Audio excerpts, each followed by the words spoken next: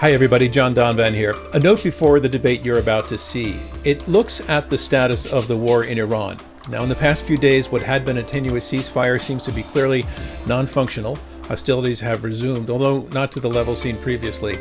I'm mentioning this because on July 7th, just a few days ago, while the ceasefire was still holding, we taped a debate on the question of who won the war. Though this is obviously an ever-evolving situation, and perhaps because it is, the arguments made when recorded still stand. I just wanted you to have that perspective. This is Open to Debate. I'm John Donvan. Hi, everybody. You know, in writing about war, poets and historians and the news media have tended to use a list of word pairings that get used over and over again, such as overwhelming force, hasty retreat, ignominious defeat, decisive victory.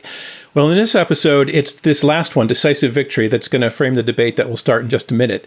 When the U.S. and Israel launched their attack on Iran in February, decisive victory is what was promised. Now, months later, does the outcome, such as it stands, live up to that promise? Well, the answer depends in part on how you define victory and how you keep score and what remains unresolved and also whom you believe. All we know is that the Trump administration and the clerics who rule Iran are both declaring themselves the victors. So which is it? That's what we're going to find out. We are posing this question: who won the Iran war, Trump or Tehran? And we're bringing on two subject matter experts, people who have really thought about this and have strong opinions, and who will be taking opposing views as we see them argue it out. So let me introduce our debaters. Arguing Tehran in answer to the question, who won the Iran war? We have Suzanne Maloney, who is Vice President and Director of Foreign Policy at the Brookings Institution. Suzanne, welcome. You were, in fact, I've learned, one of the first Americans to go and study in Tehran after the 1979 revolution. Just really curious, what did that experience change about how you think about Iran?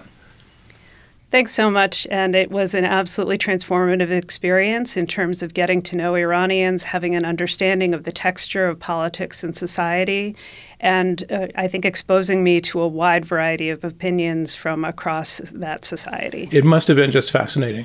It was absolutely extraordinary, and it has really meant that I have made my career around Iran as a result of that formative experience. Interesting. All right, let's meet your opponent. Here to argue that Trump won, I want to welcome Matthew Kroenig, who is Vice President for Geostrategy and Fellows and Senior Director of the Atlantic Council Scowcroft Center for Strategy and Security. Matthew, welcome to the program. Thanks. It's great to be here. I want to note that Politico once called you one of Washington's most prolific foreign policy wonks. And wonk can be either a great compliment or a very Washington insult. So how did you take it? I took it more as a compliment. I think wonk is a compliment in Washington. American University, one of the top universities here, promises that they'll train future wonks. And the most prolific part, I guess I need to do something to stay out of trouble. So do a lot of commentary on current events. And wonks do know how to have fun, and one of those ways is to debate. So let's get to our opening statements. We want to give each of you a chance to tell us why you're taking the position you are. You'll have up to 4 minutes to explain why. Suzanne, you're up first. You are arguing that Tehran won the Iran war. Here's your chance, please, to tell us why. Beginning on February 28th, massive U.S. and Israeli airstrikes eliminated Iran's long-ruling supreme leader, along with an entire echelon of senior Iranian officials, quickly secured air superiority over the country, and exacted punishing blows on its nuclear program, ballistic missile capabilities, Navy, and Air Force. Despite these impressive operational achievements, Iran's deeply institutionalized ruling system mounted a stunningly effective retaliation, targeting regional economic and energy infrastructure and transit, and jeopardizing the security of its neighbors and the global economy. The Trump administration quickly found itself pinned down in a conflict where Washington could not prevail at an acceptable cost or timeline, forcing Trump to offer massive concessions to a third-rate terrorist state in order to end the war. How do we define victory? Imposing steep costs on an adversary is not sufficient. Victory in war must be measured on the basis of strategic aims and outcomes. President Trump defined his goal as ensuring that Iran could not pose a threat to its neighbors or to the United States. Unfortunately, by every measure, he didn't succeed. In fact, Trump's war on Iran has compounded its sway, extended its reach, and the longevity of the regime. Here are 9 reasons why. The Iranian regime has emerged from this conflict emboldened and empowered by its survival, its success in withstanding the worst that its two most feared and far superior adversaries could deliver, and then by the spectacular diplomatic breakthrough that ended with a memorandum of understanding whose terms are far more favorable to Tehran than any prior diplomacy with the United States. 2. The war degraded Iran's conventional military capabilities, but failed to achieve Trump's much more ambitious aims. Tehran retains the technical knowledge and resources to reconstitute breakout nuclear capabilities, including highly enriched uranium stockpiles. The war breathed new life into its proxy networks, and let's be clear, the decimation of the Iranian Navy has been heavily offset by Iran's evident mastery of drone warfare. Number 3. Thanks to this conflict, Tehran now wields a new weapon of mass disruption, control over the Strait of Hormuz. The U.S. failure to plan for this inevitability ceded a huge strategic and economic asset to Tehran. The messy implementation of the truce makes clear this control will not be easily undone. Hormuz and the front-loaded sanctions relief in the MOU could be game changers for an Iranian economy that was near collapse prior to the war. 4, the war has taken a long-term, long-lasting, significant toll on American military readiness, sucking capabilities from key theaters around the world, degrading stockpiles of munitions, including missiles and interceptors that will take years to replenish, and leaving our partners more vulnerable. All of this came at a high cost to the U.S. Treasury and taxpayers. The initial price tag will run at least the $80 billion supplemental request by the Department of War, probably much more when damage to our regional bases is factored in. The conflict, number 5, has benefited Iran's strategic competitors, enriching Russia through crisis-driven sanctions relief while enabling China to displace the U.S. as a guarantor of public goods by balancing energy markets. 6, the war has amplified doubts among America's friends and allies about the value of the U.S. security umbrella. In Europe, they see an America that has been humiliated. Our Gulf partners are now persuaded their survival requires integrating Iran into the regional system, and the war has exacerbated fissures between the United States and Israel. 7, the war revealed important shortfalls in American naval power, diminished the credibility of longstanding U.S. guarantee of freedom of navigation, a key condition in preserving peace and prosperity around the world. 8, the war precipitated inflation at home and weakened the global economy, spikes in fuel and fertilizer prices contributing to rising food and shipping costs around the world. The World Bank has downgraded economic growth forecasts to the lowest level since the pandemic. And finally, perhaps the most devastating aspect of this failed war was the betrayal of the American people who had come to the streets demanding change. President Trump repeatedly promised that help is on the way. Instead, he entrenched an evil regime and rewarded it with sanctions relief. Thank you very much, Suzanne, for your opening. That leaves it up to you, Matthew. Your response, please, as you argue that Trump won the war in Iran. Okay, so the question is who won the war in Iran? And I would argue that Trump won and Tehran lost. And caveats are in order. The war is still ongoing. The two sides were just trading fire this morning. But I would argue that the United States is in a better position now than before the start of the war, and Iran is in a worse position. So I think we need to remind ourselves that Iran has posed one of the greatest threats to U.S. national security since 1979. It pursued an illegal nuclear weapons program for decades and was very close to having kind of beyond the point of no return nuclear weapons capability before Operation Midnight Hammer last summer. It had the largest stockpiles of ballistic missiles in the region. It's the world's largest state sponsor of terror, as the State Department has said over and over again. Iran's killed hundreds of Americans and is actively trying to kill former U.S. officials as we speak. It's also engaged in gross human rights violations. It hangs homosexuals, and it murdered thousands of its own citizens earlier this year. Since the war, much of that has changed. Iran's nuclear program is now in rubble, and it won't have a nuclear weapon anytime soon. Its conventional military has been badly degraded, as the Trump administration has pointed out. Its Air Force and Navy are essentially gone. 85 to 90% of Iran's ballistic missile, drone, and naval defense industrial base were damaged or destroyed during the operations, according to U.S. Central Command. And it's lost about 1/3 of its missile stockpile. Much of the pre-war leadership, including Ali Khamenei, the supreme leader who ordered the killing of his people, are now dead. The current leadership is in hiding. And the Islamic Republic has lost legitimacy with its own people and with the rest of the world, with even European officials saying that the Islamic Republic must go. And the economy is in free fall. Iran's suffering hyperinflation. It's predicted to have a 6% decline in GDP this year. And by Tehran's own estimates, it suffered $270 billion in wartime damage. So the Islamic Republic, what has been one of the greatest threats to U.S. national security for years, is now at its weakest point since the 1979 revolution. The major counterargument, the major downside that Suzanne pointed out is that Iran is retaliating by attacking shipping in the Strait of Hormuz, and that has been a cost. It's leading to disruptions to energy flows and higher inflation in the United States. But this is an act of desperation by Tehran, and it's a wasting asset. We're already seeing energy companies and countries in the region looking to route around the Strait of Hormuz. Despite the higher inflation, the U.S. economy is still doing well. There's economic growth, low unemployment, and a booming stock market. And then we also have to have priorities when it comes to stopping a terrorist state from threatening the United States and its allies. That's more important than higher energy prices. That's something that Trump has said, and I think he's right on that. So essentially, the United States traded the decimation of one of the world's most dangerous countries in exchange for higher energy prices that will eventually subside. I think that's a good trade, and why I say that Trump won and Tehran lost. I would argue that there are other benefits as well.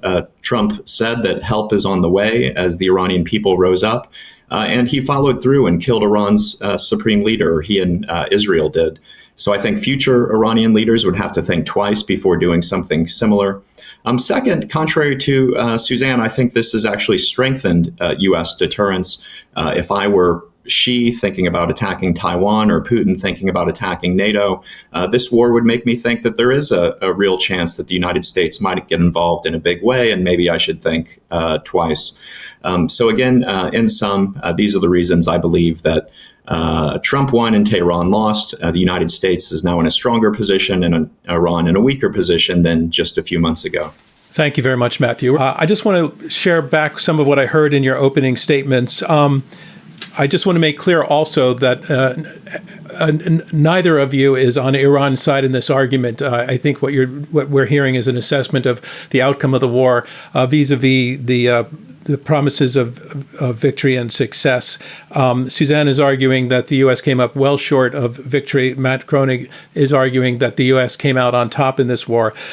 Suzanne's argument centers on several points. I can't get to all of them, but we'll discuss them in the context. But I just want to share fundamentally the fact that the regime survived, that the facts of the regime's survival it entrenches them more securely in power than they were before, that there was enormous cost to the United States in terms of impact on the economy, the reputation of the United States around the world, and in terms of the depletion of military resources.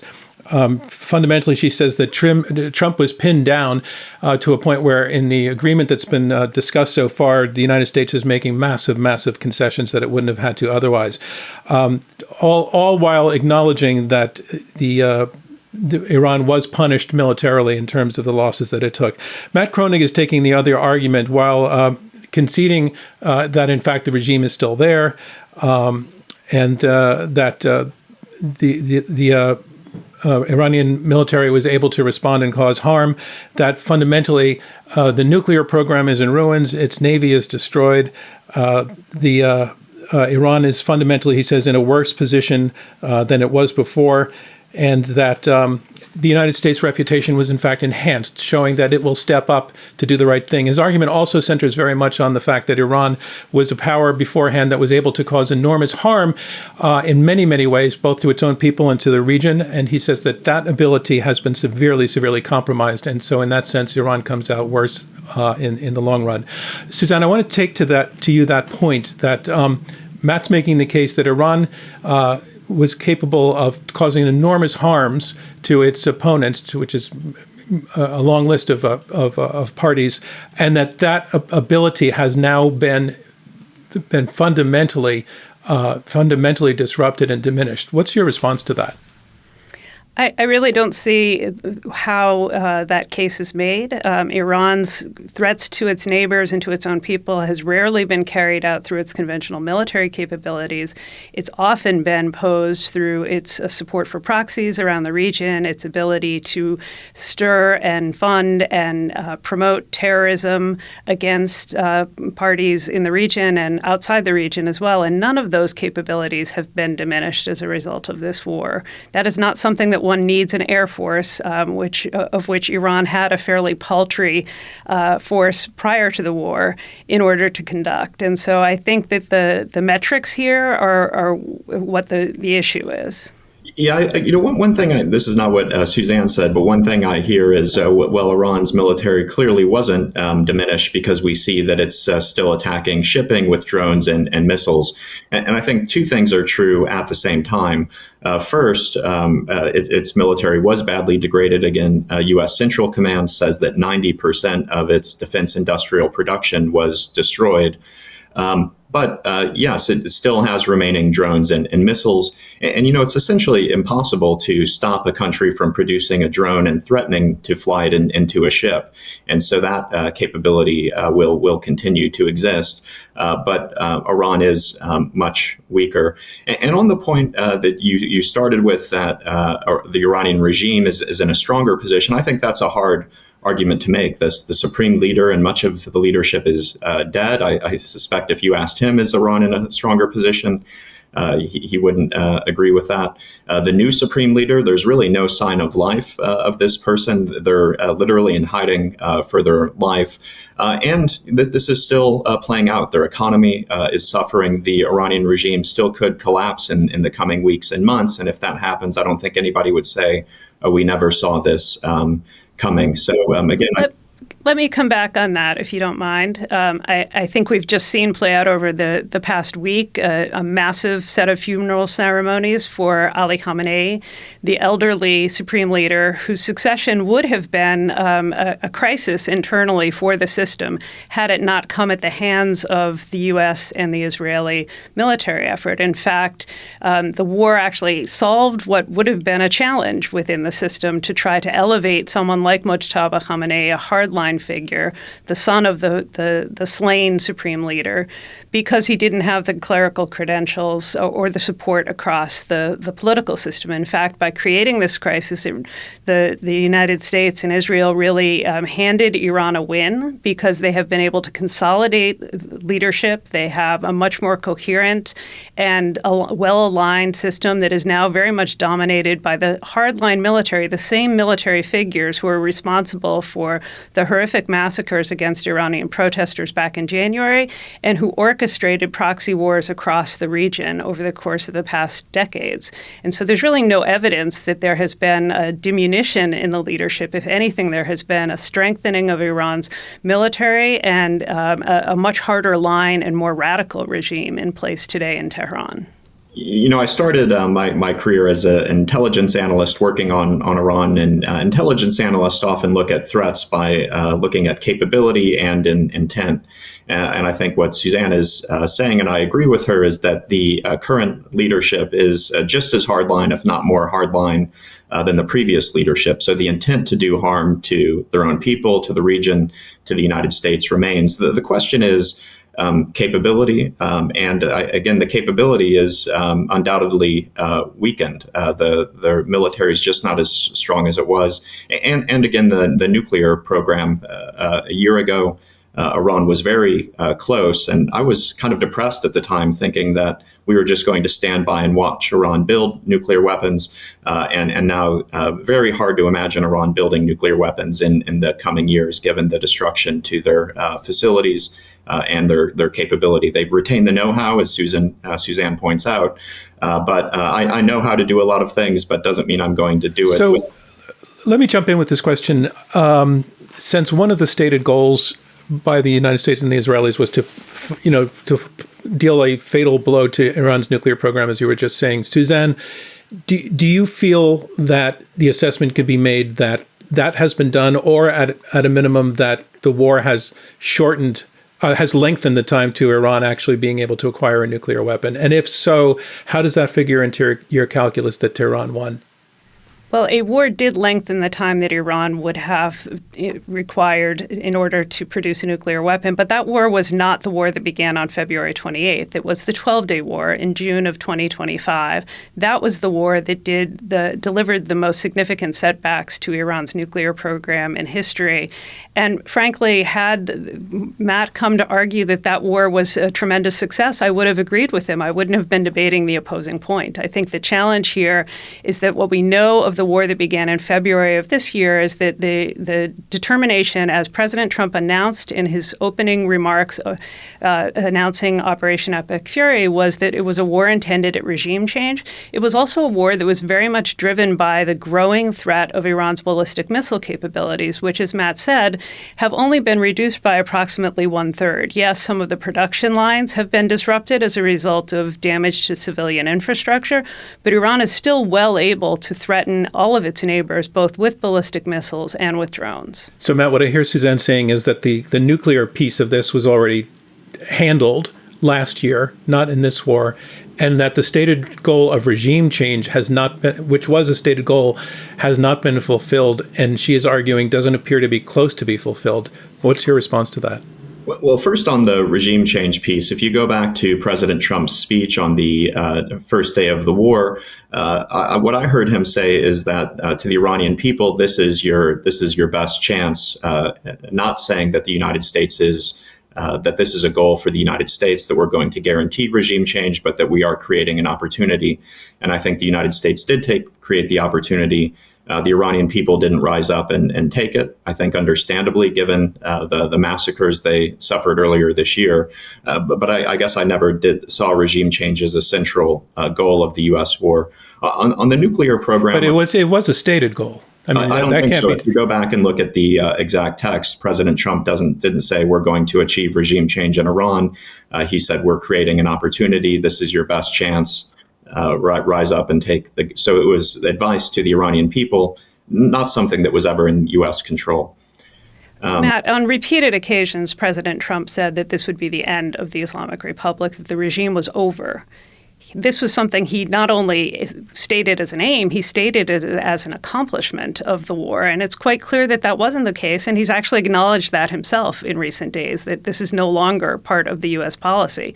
The Iranian people were not in a position to take over their government at a time when they were being bombed and in the aftermath of horrific massacres.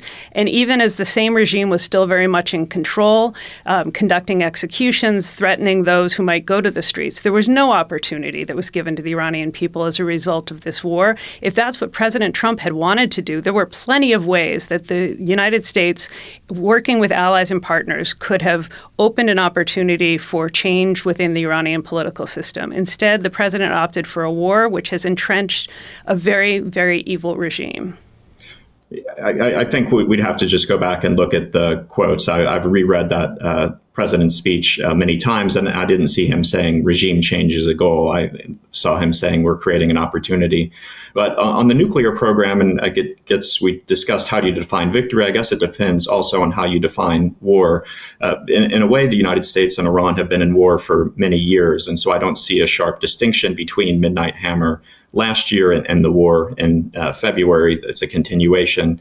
And Marco Rubio, I think, justified the war starting in February by pointing out that Iran was essentially trying to follow the North Korea model. And so one of the things North Korea has done is built up such a large conventional deterrent that it would make it very hard for the United States or anyone else to try to strike North Korea's nuclear program and stop it. Rubio said that Iran is trying to do something similar by building up such a massive drone and missile capability that it would be invulnerable to that. And so that getting rid of that capability was necessary to preventing Iran from rebuilding its nuclear program.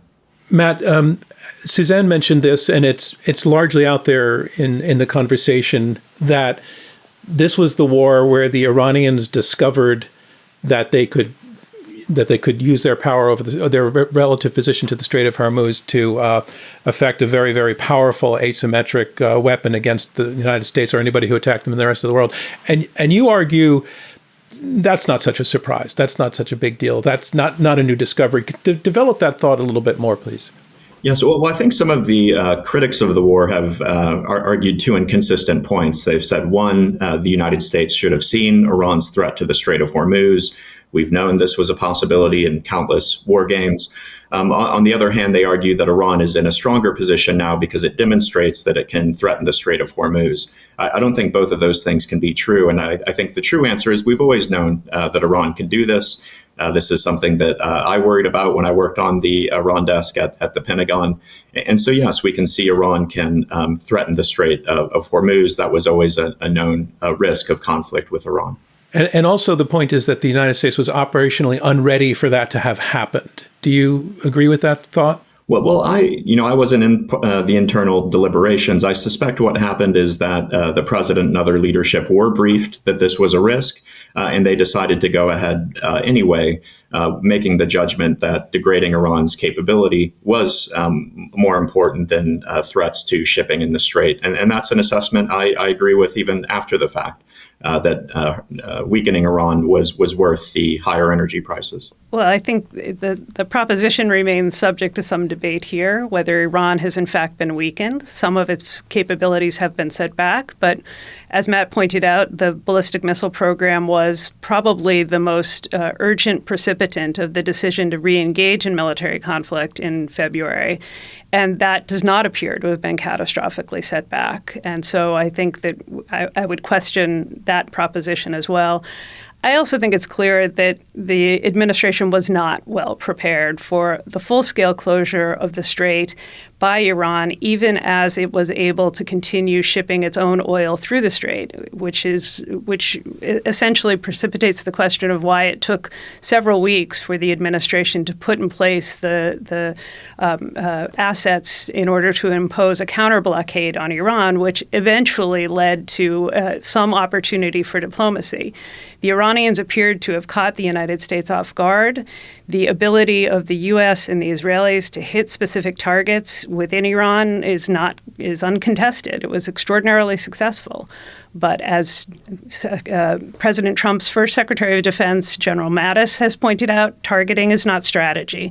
And the strategy here ultimately left Iran with an upper hand, gave it the ability to threaten its neighbors and essentially constrict vital energy supplies to the international economy. And it eventually forced President Trump to agree to a set of terms that were initially proposed by Iran and accepted with almost no real edits by the United States. It's extraordinary to see how much the United States gave away in the Memorandum of Understanding in terms of front-loaded sanctions relief to the regime. And the only thing that Iran committed to do in that Memorandum of Understanding was to reopen the Strait. Of course, their interpretation of reopening the Strait has been very different than what the United States might have anticipated. And so we're continuing to see threats. We're continuing to see challenges to resuming the full-fledged, the larger volumes of transit through the Gulf that had been the case for decades prior to this conflict. Yeah, Matt, I want to discuss the Memorandum of Understanding because, as Suzanne says, that's another piece of evidence that's brought by critics of the war, of the Trump administration's war, as evidence of failure in that it gives away so much, it appears to give away so much to Iran. Iran has to open the Strait, but they get sanctions relief almost immediately. Down the road, a $300 billion reconstruction fund curated by the United States, for donors to be named, et cetera. And then someday a discussion about the long-range impact on Iran's nuclear program. Respond to that this piece of paper looks like not a paper that a victor would be signing. Yes, well, and let me start with a point of agreement, if that's allowed, but it'll sure. No, it's allowed. Minimally allowed. So I also agree that I don't like the terms of this Memorandum of Understanding, and I do think the idea that we would have a $300 billion kind of Marshall Plan for a terrorist state is a terrible idea. I guess I kind of discount the MOU because I think it's very unlikely that it holds, and we're seeing already with the exchange of fire, it's not holding. So I tend to discount the terms of that. I don't think either side really has an intention to abide by it. And then two, if you look at so you're saying that your response to the MOU is it's probably not worth the paper it's written on. Exactly. And therefore not concerning. Okay. And another point I'd make is if you look at the MOU, there are some things that take place, are supposed to take place immediately, as you point out, and other things that are longer term. Some of the immediate stuff I could imagine coming to fruition. I could see both sides wanting to get the strait reopened. But the worst terms of the deal, like the $300 billion reconstruction fund, those are things to be worked out later. And so I think that's very unlikely to, again, come to fruition and not worth the paper it's written on. Suzanne, let's discuss a little bit of the global strategic impact on the U.S. relations with both its rivals and with its allies. Matt made the point that Russia and China were taught a lesson that the United States is willing to project power still and use power, that the Chinese need to be aware of this, the Russians need to be aware of this, and in fact, they are. So let's talk about the impact on the rivals first of this war as it's been carried out. Well, I take a fundamentally different view of how this conflict is being perceived in both Moscow and Beijing. I think that in both capitals, they're delighted to see the United States once tied down again in a war of choice in the Middle East that is sapping its resources, that is dividing its partners and allies from their longtime support for Washington's leadership in the world, and that has hurt the Western economy far more than it has hurt either the Russian or the Chinese economies. And so I think that they see this, really as an own goal for the United States. Yes, the U.S. has tremendous military capabilities. And as I said, the targeting is excellent. But our ability to operate strategically, to conserve our resources, to focus on the real strategic priorities that our country is facing, it hardly is demonstrated by this war. Yeah, so my response to that would be, I think there was a perception and even a fear that I had that does the United States still even have the stomach for military conflict? And many examples over the recent years, Obama setting a red line in Syria and not following through as Russia was mounting forces on the Ukrainian border, Biden being very clear that the United States would not get involved militarily. And so I do think that Putin and Xi thought maybe there's a chance that if we attack, again, NATO or Taiwan, that the United States would stay on the sidelines or, do sanctions or provide military support, but not get involved directly. And so I think by engaging in this large scale use of military force against Iran, again, if I were Putin or Xi, I would have to rethink that. And maybe the United States does still willing to use force in a large way. Another thing I'd say, Suzanne pointed out, the munitions are being expended. There are costs to readiness. I agree with that.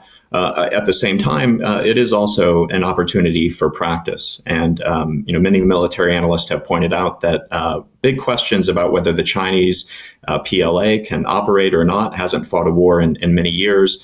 This has been a months-long training exercise for the U.S. military. And I have talked to U.S. military officers who see that as a benefit of the conflict, giving the United States the opportunity to try out new weapons and new tactics that could be helpful in a conflict with Russia or China. I guess I would just counter by suggesting that the president has demonstrated he is very well prepared to undertake large military engagements, but only for a very short period of time. And I think that lesson is being taken and well understood in both Beijing and Moscow, and of course by all of our allies and partners as well, for whom it's extraordinarily clear that the president was reluctant to re-engage with Iran, does not want to try to militarily reopen the Strait of Hormuz because of the time and the cost and the risk to human life that would be necessitated by that operation, and that he is essentially prepared to pay off a very unpalatable regime rather than to confront it militarily and secure an actual victory in this conflict. How do you feel, each of you, that the U.S. has set itself up for success in negotiations with Iran? Again, those negotiations' success would fundamentally focus around, in some sense, disarming Iran in terms of nuclear ambitions and perhaps other ways. Would you go first with that, Matt? Yes. Well, I've always been somewhat of a skeptic of negotiations with Iran, and President Trump has said that Iran has never won a war, never lost a negotiation, and I think we see their kind of slippery negotiation tactics playing out in real time. So I'm very skeptical that we're going to get some kind of deal with Iran that solves this. Rather, my hope is that just the interest of both sides lead to an end to the conflict, a return of global energy flows. But I think some kind of grand bargain between the United States and the Islamic Republic of Iran is very unlikely. I'm similarly skeptical of any kind of grand bargain, so perhaps there's another point of agreement there. But I would note that the vice president, who is the lead U.S. negotiator in these talks with Iran, does not appear to be so skeptical and maybe easily hoodwinked in direct dialogue with the Iranians, as appears to have been the case with the resolution of the Memorandum of Understanding. The Iranians got the far better of that deal. They have a much more experienced negotiating team, specifically around the nuclear issue, than the United States does, and they're going to bring all that expertise and their skill at negotiating to bear as these talks go on. And now we're at the point where we'd like to bring in some other voices to ask questions of our debaters, people who know this topic well, who have been following the debate so far, and we're asking them to join in with some good questions to our debaters that they can further debate over. And first, I'd like to welcome Hussein Ibish. Hussein is a senior resident scholar at the Arab Gulf States Institute in Washington, D.C. Hussein, welcome to the program. And what question do you have for our debaters today? Hasn't Trump maneuvered us in the United States into an impossible position in the Gulf where we are trapped between two very unpalatable options? The first being embracing and pursuing an open-ended regime of aggressive containment against Iran that would require repeated future military actions. And this would be very dangerous. It's a big commitment. I'm not sure that this administration or others want to pursue that. But if not, then surely this is the beginning of the end of the American era in the Middle East. It signals kind of an American pullback from the Gulf region, and I think that's a proxy for the broader Middle East, which itself is a proxy for, if not Europe, then at least much of Asia and Africa. And it would signal a U.S. withdrawal from the Eastern Hemisphere into the Western Hemisphere. If so, the word Hormuz will be remembered in the tones and with the connotations that the word Suez was, at least in Britain and France in the 50s, 60s, and 70s, a synecdoche for the beginning of the end of a grand global but ultimately failing political order and level of power. So that's really my question. Thank you very much indeed. Well, I think you laid out two possibilities. One would be that the United States pivot away from the Middle East, and there have been many experts arguing that we should do that for some time, including some prominent officials in the Trump administration who say, we can't do Europe or the Middle East anymore because we have to do the Indo-Pacific and China. That's not my view. I think U.S. grand strategy has had it right for the past 80 years that Europe, Middle East, and Indo-Pacific are all important, and we need to maintain a presence in all of them. And so the second possibility that you lay out, that we will need to continue to contain the Islamic Republic, I think that's true. I guess I would challenge the idea that this starts because of what happened in February. The United States has been trying to contain the Islamic Republic since 1979.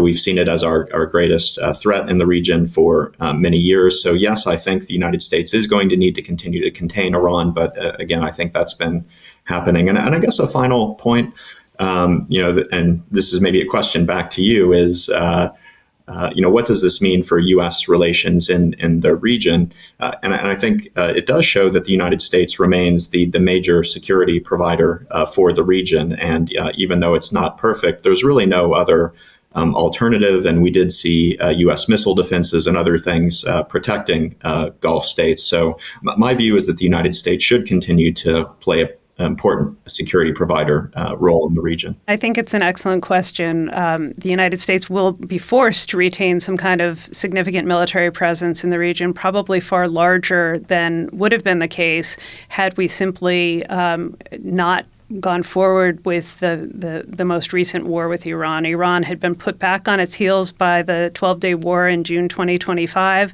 Its nuclear program had been put into tatters, and it was no longer enriching for the first time in nearly 20 years. And that was a huge accomplishment. The current war means that all of our friends and partners in the region are vulnerable to a drone through the window of an expensive hotel, or a disruption to their air travel, or to the larger transformation of their economies away from petroleum and toward financial services, tourism, and technology. So we will have to be there in a much more significant way, and it will leave us more vulnerable and will leave us more constricted in what we're able to provide to allies and partners, and in terms of extending American deterrence in the Indo-Pacific region. I think we have set ourselves back on a policy that frankly was a bipartisan approach of shifting toward Asia rather than shifting and investing more in the Middle East. Thank you very much, Hussein. Hussein, I know there was a question that was hanging out there put to you, but our rules are that only the debaters get to answer questions. So I appreciate your indulgence on that. And thank you very much for your question. So much. And now I want to welcome Jonathan Schanzer. Jonathan is Executive Director at the Foundation for Defense of Democracies. Jonathan, thank you for joining us and for listening into the program so far. And we'd love to know what your question is for our debaters. I suppose maybe I'll just start with a note to each of the debaters and then pose the question. I mean, I think to Suzanne, I would say that if this was an Iranian victory, which I doubt, it would have been won through war crimes against the Iranian people, against Iran's neighbors by launching projectiles at a large number of civilian targets. And then there's the shutting down of an international waterway, a gross violation of international law.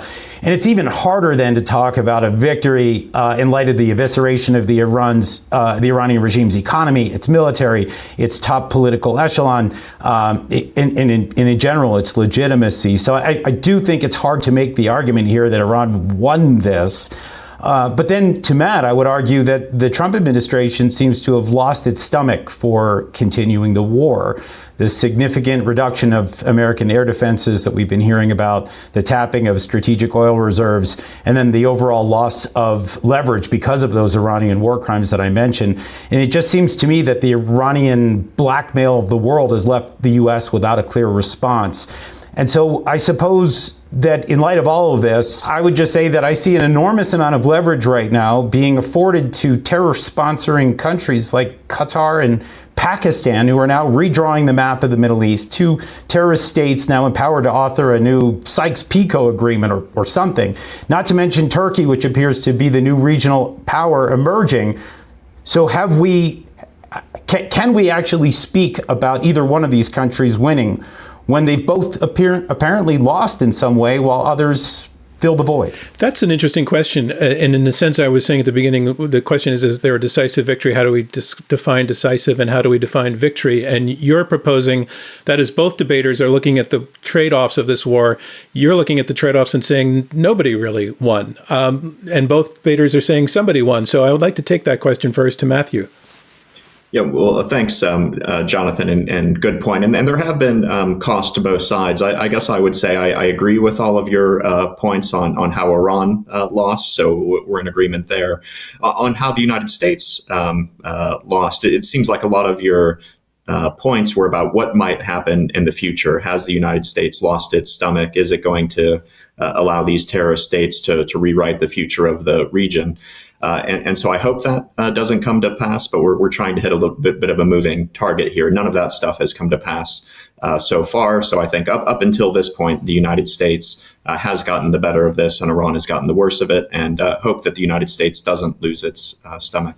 Well, we were asked to speak to one argument or the other in terms of our positions in this debate, but I wouldn't disagree with your characterization of the Iranian victory. It's an ugly victory. It's a completely abhorrent victory for anyone who cares about the future of the region.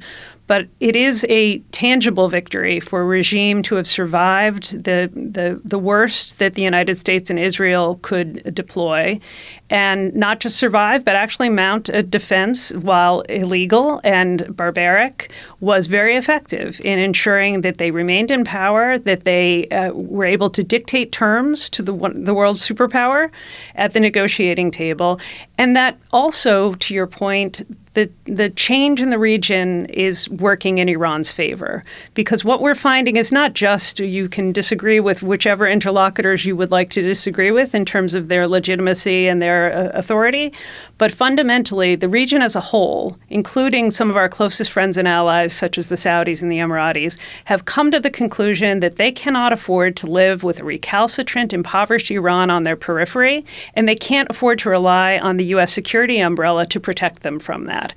And they have to find ways to reintegrate Iran. And so when we've talked about this $300 billion reconstruction fund that was referenced in the Memorandum of Understanding, it's very clear that that would be coming from the Gulf states. It's also very clear that they're prepared to pay that price, even if some of their public statements suggest otherwise, because they no longer believe that the United States can protect them. And so whatever we maintain in the region, that will be with us for the foreseeable future. Matt, I'd like to see your response to that quite definitive and strong statement of concluding where things stand now.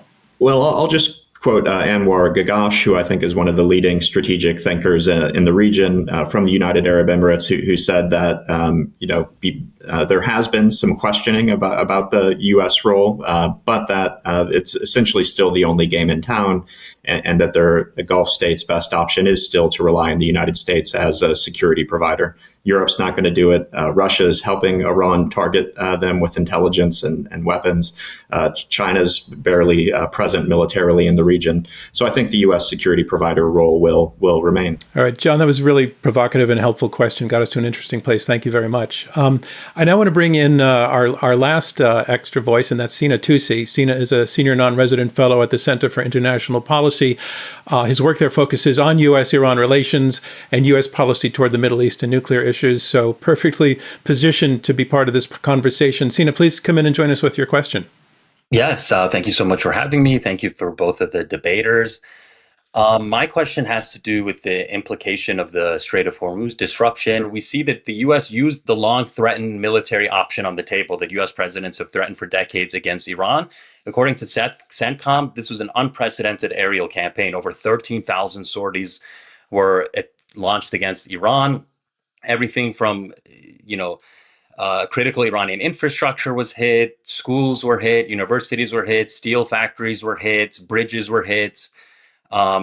Many Iranian military infrastructure was hit, a lot of that as was discussed. But, critically, these underground missile bases that they built that have proven largely resilient and impervious to airstrikes were able to continue to launch ballistic missiles, drones. So we have the Strait of Hormuz closure.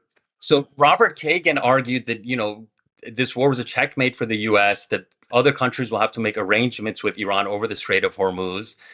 We saw that Max Boot wrote an article citing the former commander of NATO, saying what it would take to open Hormuz is something basically untenable. Aircraft carriers, a dozen destroyer, tens of thousands of troops occupying parts of Iran. And now we're seeing with this MOU that other countries seemingly are making arrangements with Iran. Japan, we had the other day that they were using the Iranian corridor. So my question is what is viable for the U.S. going forward, having used this military card, having expended all of this effort and money and treasure and blood, and with the Strait of Hormuz closed, with this Iranian leverage, even if the MOU falls apart, which I agree is likely, Iran seems to just have much more leverage. So what is the U.S. able to do now after having engaged in this effort? Well, I think there were maybe two parts to the question. On the first part, kind of a suggestion that U.S. military power has shown to be impotent. And I guess I'd disagree with that. I think we've seen that the United States and Israel can remove the Iranian leadership, the Iranian nuclear program, and much of the Iranian defense industrial base anytime they choose do so. So I think that's something Iran's leaders need to be aware of in the future. On the Strait of Hormuz, that's still being played out. It seems like the two sides have a different understanding here. The U.S. position is that Iran cannot be allowed to toll an international waterway and have that control. And I agree with that position. And so we'll have to see how this plays out. But I suspect. Are you fundamentally conceding Sina's point that it's kind of a messed up situation? Yes, as I started in my opening statement, that is the biggest downside of the conflict, Iran's threats to shipping in the Strait of Hormuz, and that remains a problem to be resolved. Well, I think the Iranians will be able to monetize the Strait of Hormuz, at least in the short term, and they may do so in partnership with the Omanis or other parties within the region. President Trump has even suggested that he'd like to get in on the action. We also know, of course, over time, the economy will find other means of transportation. The costs, if they are too high, will incentivize alternative routes. There are already investments in those by the Saudis, the Emiratis, and others. And so Iran's leverage over the Strait of Hormuz is probably as high now as it will ever be, and it will continue to diminish over time as a result of its own actions. Okay, thank you very much, Sina, for your question. And this is a wrap on this portion of the program, because now we move into our closing statements to bring it all home. Suzanne, you're up first. You have 2 minutes one last time to tell us why you believe that Tehran won the Iran war. Starting now? Starting now. Okay, great. For decades, American political leaders have talked about the need for a new Middle East. They have dreamed ambitiously about a change in the region that would benefit all its people and bring peace and eliminate the need for the United States to be so heavily engaged in this region. President Trump, in fact, spoke to some of those many themes during his first run for the presidency in 2016. He talked about the enormous expense, both financial and in terms of human lives, that was devoted to the wars in Iraq and Afghanistan, and he promised that there would be no new forever wars. He seems to have forgotten that promise, unfortunately. If we look at Iran on the eve of the U.S. military action in February of this year, it was a country under siege. Its nuclear program had been demolished by U.S. and Israeli strikes in June of 2025. Its people had come to the streets to demand change. Its economy was in free fall. The United States was negotiating and trying to achieve an even more comprehensive and punishing nuclear deal with Iran, and that might well have been achieved. Instead, the president chose to use military action. He did so without thinking through the potential implications and the risks that were at hand. And he has put the United States and the world in a far more negative position. He has enabled an evil regime to be entrenched in Iran, and he has given it new financial and strategic power as a result of its control of the Strait of Hormuz. This will be a defeat for the United States, which carries significant and long-term consequences, not just for Iran in the Middle East, but for our friends and allies and partners, as well as our adversaries around the world. Thank you very much, Suzanne. And Matthew, this means you get the last word in the program. You have 2 minutes to tell us again why you believe that Trump won this war. Well, I'll just finish with more of an autobiographical note. My first job in government was 2004, working on the Iran desk and the intelligence community. I was back on the Iran desk at the Pentagon several years later, wrote a book on Iran in 2014, was on a congressional commission, the Strategic Posture Commission that considered threats from Iran. So essentially, I've been working on the threats posed by Iran, including the nuclear program, for more than 20 years. And I'm just a microcosm of U.S. and allied efforts over more than 2 decades to address these threats posed by Iran. And just about a year ago, I was pretty depressed, to be honest. Iran was on the verge of building a nuclear weapon. And I didn't think the United States would take military action. I was afraid we were just going to watch Iran build nuclear weapons, and all of our efforts will have been for nothing. And we'd have this nuclear-armed terrorist state in the Middle East. Now we're in a very different place. I mean, I think Midnight Hammer last summer was one of the greatest U.S. foreign policy victories since the end of the Cold War, setting back Iran's program. And I see this conflict not as starting in February, not as something fundamentally different, but a continuation of that conflict. And so there are downsides, as we've discussed, questions about the future of the Strait of Hormuz. But the Islamic Republic won't have a nuclear weapon anytime soon. Its military and its leadership have been badly degraded. And that makes, I think that's something that we should all be happy about, that we're not going to have a terrorist state armed with nuclear weapons in the Middle East, and that all of our efforts over the past 20 years have borne fruit. So thank you. Thank you very much, Matt. And that is a wrap on the debate. And I want to thank both of you, Suzanne and Matthew. We so appreciate that you were willing to come and have an argument, but to do so in a civil and thoughtful way. I think all of our listeners learned something by listening to you. And even in the way that you did this, the fact that you were willing to concede points, rare thing nowadays, but it didn't mean that you were giving ground on your basic convictions about this argument. It shows it can be done. So thank you, as we say here, for being open to debate. I'd also like to thank our fellow journalists and academics for bringing their expert questions to the table. So thank you, Hussein Ibish, Sina Tusi, and Jonathan Schanzer. And finally, a big thank you to you, our audience, for tuning into this episode of Open to Debate. As a nonprofit working to combat extreme polarization through civil debate, our work is made possible by listeners like you and by the Rosencrantz Foundation and by supporters of Open to Debate. Robert Rosencrantz is our chairman. Our CEO is Leah Mathau. Andrew Lipson is head of production. Michelle Debrasini is head of marketing. This episode was produced by Julia Serkin. Alexis Pengrazi is our executive producer. The Open to Debate team also includes Katy Perry, Gabriella Mayer, Gabrielle Iannicelli, Linda Lee, and Scott Jacoby. Damon Whittemore makes this episode. Our theme music is by Alex Clement. I'm John Donvan. We will see you next time right here on Open to Debate.